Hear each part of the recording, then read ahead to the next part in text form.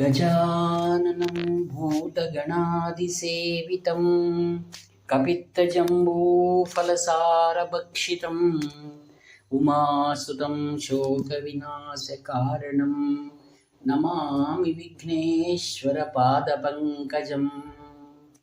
सदाशिवसमारम्भां शङ्कराचार्यमध्यमाम् अस्मदाचार्यपर्यन्तां वन्दे गुरुपरम्पराम्। अपारकरुणासिन्धुं ज्ञानदं शान्तरूपिणं श्रीचन्द्रशेखरगुरुं प्रणतोऽस्मि मुदान्वकम्। देवे देहे च देशे च भक्त्यारोग्यसुखप्रदं बुधपामरसंसेव्यं तं श्रीजयेन्द्रं नमाम्यहम्। नमामः शङ्करान्वख्यविजयेन्द्रसरस्वतीं श्रीगुरुं शिष्टमार्गानुनीतारं सन्मतिप्रदं श्रीसत्यचन्द्रशेखरेन्द्रसरस्वतीस्वामिने नमः। सर्वमङ्गलमाङ्गल्ये शिवे सर्वार्थसाधिके शरण्ये त्र्यम्बके देवी नारायणि नमोऽस्तुते। శ్రేయోభిలాషులైనటువంటి సకల సద్భక్తుల హృదయారవిందముల యందు తదేక వస్తుతో నిలిచి ఉన్నటువంటి శ్రీ సద్గురు దివ్య చరణవిందములను స్మరిస్తూ నమిస్తూ భజిస్తూ ఆత్మీయులారా, గురుపరతే సాధనమా అన్నారు. అన్ని సాధనల యొక్క మూలమేదనగా గురువును స్మరించడం. ఒకసారి ఓ గురువును ప్రశ్నిస్తాడు శిష్యుడు, స్వామి, జ్ఞాన మార్గం శ్రేష్టమా, యోగ మార్గం శ్రేష్టమా, కర్మ మార్గం శ్రేష్టమా? అందుకు ఆయన చెప్పారు, మొదట్లో రెండవది భక్తి, మూడవది కర్మ అన్నావు కదా, అన్నిటికంటే ముఖ్యమైనది ఈ మూడింటిని జ్ఞాపకం చేసుకునే స్మరణ ముఖ్యం అన్నారు ఆయన. అందుకే ఎవరైతే యస్య స్మరణ మాత్రేణ జన్మ సంసార బంధనాత్ విముచ్యతే నమస్తస్మై విష్ణవే ప్రభవిష్ణవే అన్నారు. స్మరించడం చాలా ముఖ్యమైనటువంటిది. ఆ స్మరణ విస్మృతి కారాదట. ఈ లోకంలో సమస్తమైన పాపములకు కూడా పరిహారం ఉంటుంది. ఏదైనా సరే, అది ఎటువంటి మహాపాపమైనా సరే. అయితే ఒక్క పాపానికి మాత్రం పరిహారమే లేదన్న. ఏమిటనగా భగవంతుని జ్ఞాపకం చేసుకోకపోవడం. ఎవడైతే మానవుడిగా వచ్చాడో వాడికి ఊపిరిచ్చిన వాడు భగవంతుడు. ఆ ఊపిరిని సదుపయోగం చేసుకోవడానికి మార్గం చూపినవాడు గురువు. తల్లి, తండ్రి, గురువు, దైవం అన్నారు. అందుకే తల్లి తండ్రుల యొక్క కృప వలన ఈ యొక్క ఉపాధి శరీరం ఏర్పడింది. దానికి ఊపిరి పోసినవాడు భగవంతుడు, ఆయుష్. ఈ ఉపాధి మరియు ఈ ఊపిరిని సరిగా ఉపయోగించుకున్నట్టు చేసిన వారే సద్గురువు. ఎవరైతే గురువు విస్మరణ చేస్తాడో వాడు మహాపాపి. వాడి మొహం కూడా చూడరాదు. వాడు ఎవరి యజ్ఞయాగాలు చేసిన వాడు ఉండవచ్చు, గొప్పవాడు అయి ఉండవచ్చు. అందుకే ఆదిగురు శంకర భగవత్పాదాచార్యుల వారు అంటారు, ఎంత నీకు భాగ్యం ఉంటే ఏమి, గురోరంగ్రి పద్మే మనశ్చేన్న లగ్నం తతక్కిం తతక్కిం తతక్కిం తతక్కిం. ఎందుకవి వ్యర్థమన్నారు. సాక్షాత్ పరమేశ్వరుడు అవతరించాడు ఆర్యాంబ శివగురుల పుత్రుడుగా. ఈ యొక్క భవబంధాలను తెంచుకొని లోక కళ్యాణం చేయాలనే ఉద్దేశంతో గురువునే ఆయన వెతుక్కు వెళ్ళిపోయారు. అటువంటి మహాపురుషుడే ఆదిగురు శంకర భగవత్పాదాచార్యులు. మనకి ఏం చూపించారు ఆయన? ఆదిగురు శంకర్ల యొక్క అవతార ఉద్దేశం ఏమని ఎవరైనా అడిగితే మీరు చెప్పండి. గురు దర్శన భాగ్యం. అందుకే పద్మపాదం ద్వారా చూపిస్తారు ఆయన. ఏ శిష్యుడైతే గురు స్మరణ ఎల్లప్పుడూ చేస్తూ ఉంటారో వాడికి పంచభూతము స్వాధీనమై ఉంటాయి. పృథివ్యాపస్తేజో వాయురాకాశాత్. ఓం నమో భగవతే వాసుదేవ యాగం సదా సర్వభూతాని చరాణి స్థావరాణి చ సాయం ప్రాతం నమస్సంతి సామాసంధ్య అభిరక్షతు శివాయ విష్ణురూపాయ శివరూపాయ విష్ణవే. శివస్య హృదయం విష్ణు విష్ణోస్య హృదయం శివ యథా శివమో విష్ణు ఏవం విష్ణుమయ శివ యథాంతం నరస్యామే స్వస్తిరాయిషి. అట్టి హరి గురు శివయోగం సర్వమేక స్వభావం సుహృది మనసాభాం ధ్యాయతే యః సముక్తః. ఎవడు ముక్తుడు? ఈ హరిని, గురువును, శివుడిని ఒకే రీతిగా చూడాలి. ఆ గురువులోనే హృదయంలో ఒక భాగంలో శివుడు, మరొక భాగంలో విష్ణువు తాండవిస్తుంటారు. అందుకే చతుర్భుజాకారుడైన మహావిష్ణువు కలియుగంలో గురు రూపంగా మనకు దర్శనమిస్తున్నాడు. ఆయన కోదండమే వారి యొక్క సత్యదండం. ద్వాపరయుగంతోనే శిక్షించడము పరిసమాప్తి అయిపోయింది.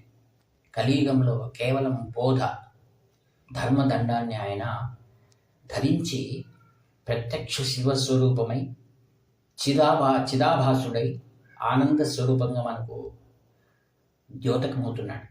అందుకే అట్టి గురు దర్శనాన్ని ఎవరు పొందుతారో వారి జీవితం ధన్యమైపోయింది, వాడు ముక్తుడు. ఆత్మీయులారా, అట్టి గురువు, పరమ గురువును, పరాత్పర గురువును సేవించుకున్న మహాపురుషుడే శ్రీ శంకర విజయేంద్ర సరస్వతి మహాస్వాముల వారు. పెరియవా పెరియవా పెరియవా అని ఏ లోకమైతే అనంతకాలం ధ్యానిస్తుందో అటు కాంచి పరమాచార్య స్వాముల వారి పరమ ప్రియ శిష్యుడు శ్రీ శంకర విజయేంద్ర సరస్వాముల వారు.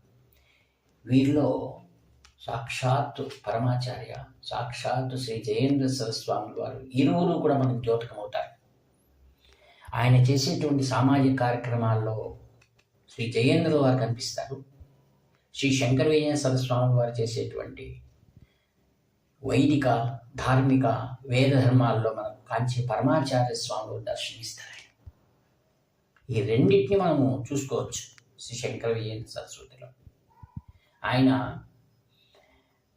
సర్వుల్లో సర్వులుగా ఉంటారు. ఎల్లప్పుడూ నవ్వుతూ, కరుణతో మనం ఆయన దర్శన మాత్రంతోనే ఆత్మ ఇది అని మనం తెలుసుకోవచ్చు. వీరే ఆత్మస్వరూపం, ఇంక వేరే ఆత్మను వెతకవలసిన పని లేదు. మరి ఎందుకు కానీ మనకు చాలామందికి అనుభవం కావటం లేదంటే వారిలో రాగద్వేషాలు తాండవిస్తున్నాయి. అందుకే ముఖ్యంగా పరిశుద్ధమైనటువంటి హృదయం కావాలి. పరిశుద్ధమైన హృదయం కోసమే గురుసేవ. గురుసేవ చేస్తే చాలు, హృదయం పరిశుద్ధమవుతుంది. కావుననే ఎవడి హృదయం పరిశుద్ధంగా ఉంటుందో వాడికి ఎల్లప్పుడూ కూడా స్మరణలో ఉంటాడు ఆయన గురువు.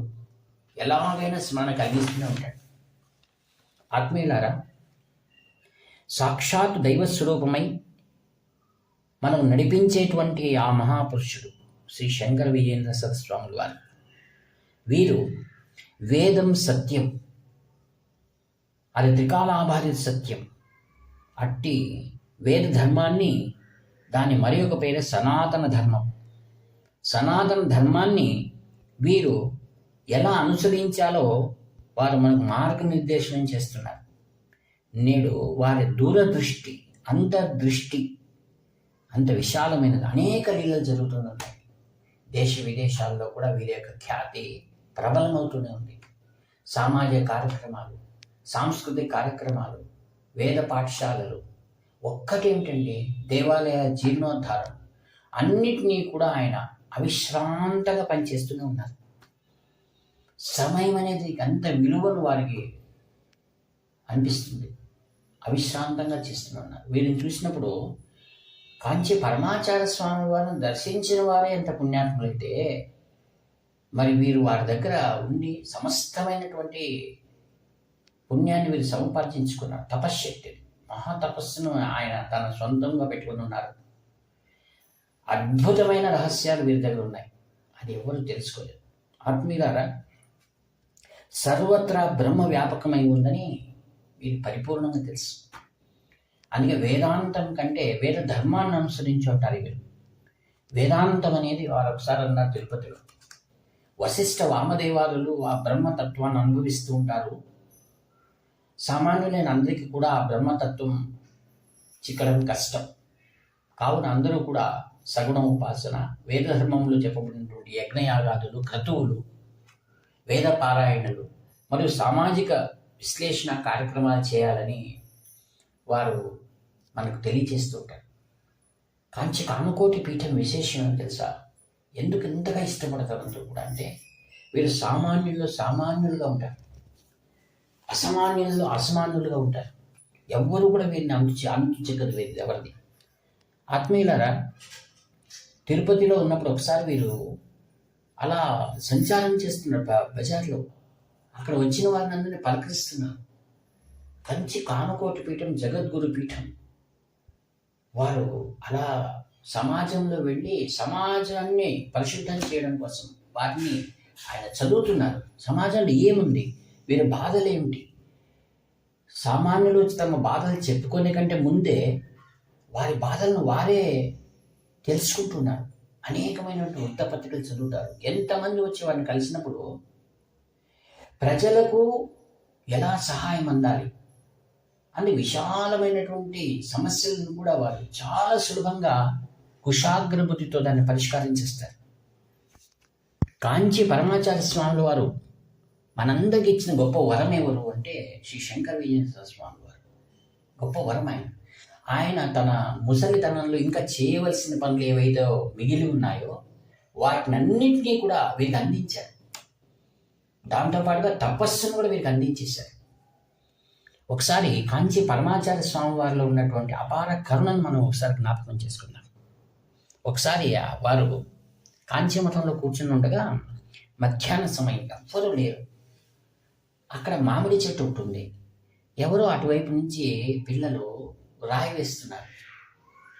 అది ఒక్కొక్కటి కసిగాయలు పడుతున్నాయి. స్వాముల వారు చిన్నగా చప్పట్లు చరిచి ఒక పరిచారకుని వెళ్ళి అక్కడ ఎవరో ఉన్నారు పిలుచుకొని రా.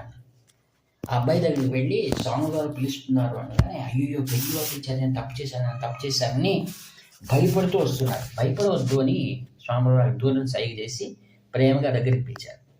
ఏమన్నారంటే, నీకు ఈ పండ్లు కావాలనా, చూడు కింద రాళ్ళలోని కసికాయలు కదా ఇంకా పచ్చిగా ఉన్నాయి, అవి ఎలా తింటావు నువ్వు అని పరిచారకునికి సైగ చేశారు. లోపల ఉన్నటువంటి బాగా పండైనటువంటి యాపిల్స్ తెప్పించారు. తెప్పించి ఇది పోదుమా అన్నారు, ఇది చాలా నీకు అన్నారు. 2 పండ్లు ఆ అబ్బాయికి ఇస్తున్నట్టే ఎంత ఆనందపడ్డాడు అంటే, స్వాముల వారు ఆ అబ్బాయి తీసుకొని వెళ్ళిన తర్వాత ఆ అబ్బాయి స్వామివారి దగ్గర ఆ పళ్ళు తీసుకొని సంతోషంగా వెళ్ళిపోయాడు. అప్పుడు పరమాచార్య స్వాముల వారు అక్కడ ఉన్నటువంటి పరిచారకులు భక్తులు ఉన్నారు, వాళ్ళతో అన్నారు, మీకు ఆ అబ్బాయి ఎవరో తెలుసా అన్నారు. తెలియదు స్వామి అన్నారు. ఆ అబ్బాయి బాలమురుగన్ అన్నాడు. బాలమురుగన్ అనగానే ఏమిటి అన్నారు. సుబ్రహ్మణ్య స్వామి భక్తురాలి ఇంటికి వెళ్ళి పండ్లు కావాలని అడిగితే ఒక అవ్వ చెట్టును చూపించింది. ఆ చెట్టు పైన రాయి వేసి ఆ బాలమురుగన్ పండ్లు తీసుకున్నాడు. అందుకే అదే బాలమురుగన్ తోటకు వచ్చాడు, తోట అనుకుని మఠానికి వచ్చాడు, ఇచ్చాం, బాగుంది కదా అన్నారు. చూడండి, వారిలో ఉన్నటువంటి ఆత్మ సౌందర్యం వాళ్ళు పరిశీలిస్తారు. మనం ఏం చేస్తాము, సౌందర్యం అంటే కేవలం ప్రకృతి అనుకుంటాం. కాదు, ప్రతి ఆత్మలో ఆత్మ సౌందర్యాన్ని చూసేవారి మహాపురుషులు. మరి ఒకసారి ఒకడు బిచ్చగాడు పెద్దగా శంఖం ఊదాడు. శంఖం ఊదగానే స్వాములు వారు ఏం చేశారంటే అతన్ని లోపలికి రమ్మని చెప్పు అన్నాడు బిచ్చగాడిని. వచ్చిన తర్వాత బాగా బిగ్గరగా ఊదు అన్నారు. వాడికి ఎంతో సంతోషమైంది. మహాపెరివ ఊదమన్నారు కదా అని ఆ బిచ్చగాడు సంతోషంతో గట్టిగా ఊదాడు. ఊదగానే అందరూ కూడా అతనికి చిల్లర ఇవ్వండి అన్నాడు. స్వామివారు చెప్పారు కదా, ఇంకేముంది, అందరూ కూడా తమ దగ్గర ఉన్నటువంటి రూపాయలు ఇచ్చేశారు. సంతోషంగా స్వాముల వారి మహాపెరియకు నమస్కారం చేసుకుని బయటికి పోయాడు. అందుకే తర్వాత స్వాముల వారు అన్నారు, చూడండి వచ్చిన వాడు ఎలా మన జ్ఞాపకం చేశాడో, జ్ఞాపకం చేశాడు, స్మరణ అన్నాడు. చూడండి ఏమన్నారంటే స్వామి వారు జగన్నాథ్ కమలాలయే అన్నారు. కమలాలయం అనగా తిరువారూరులో జన్మించడం చాలా పుణ్యమట. అలానే చిదంబర క్షేత్రాన్ని దర్శించుకోవడం పుణ్యమట. అలానే స్మరణాద్ అరుణాచలం అన్నారు. ఎవరు అరుణాచలాన్ని స్మరిస్తారో వారు పుణ్యవంతులు. అతను శంఖమూదింటారు, తర్వాత కింద పెట్టి అరుణాచల అరుణాచల అరుణాచల అని 3 మాట్లాడినాడు, విన్నారా అన్నాడు. మనకు కూర్చున్న చోటనే అరుణాచలం అనే దాన్ని మనకు స్మరణ చేయించాడన్నారు. అందుకే స్మరణాత్ దైన్యం వినశ్యతి. ఎవడు స్మరణ చేస్తాడో వాడికి దైన్యం వెళ్ళిపోతుందట.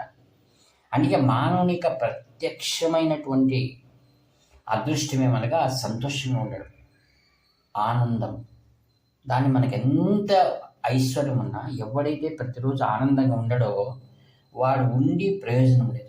అందుకే స్వాముల వారు స్మరణాత్ అరుణాచలం అన్నారు. అరుణాచలాన్ని స్మరిస్తే చాలట ఎంతో ఆనందం కలుగుతుందని ఈ విధంగా ప్రతి ఒక్కరిలోనూ కాంచి పరమాచార్య స్వాముల వారు దైవత్వాన్ని దర్శించేది.